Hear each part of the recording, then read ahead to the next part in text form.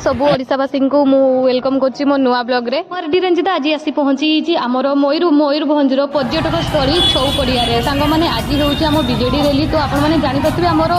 नवीन पट्टनायक जे कि हमर मुख्यमंत्री से आज आसीबे बीजेडी कंटिन्यू पर्यंत देखंतु आ खास करी हम ओडिशावासी को मोर अनुरोध कौन कौन एठी कुहा होउछि ओडिशा पई केते कौन कुहा होउछि कौन करा होउछि सेटा कंटिन्यू देखंतु देखंतु केते भीड़ होइछि एटा स्टार्टिंग आ एते लोक आस्तले माने कहबा पई गले 15,000 रु आउरी ऊर्ध्व हेबे पछे किंतु कम हेबे। हमर मुख्यमंत्री नवीन पट्टनायक सर जे कि हमर ओडिशा पई कौन कहले कौन नै मु बहुत शीघ्र सेटा बड़ ब्लॉग रे नै कि आसीबी सांग माने जे माने इच्छुक थिबे आ जे माने नुआ अछंती मो चैनल टाको सब्सक्राइब कर देबे। थैंक यू ओडिशावासी मो वीडियो टिको फुल देखि थिबारु।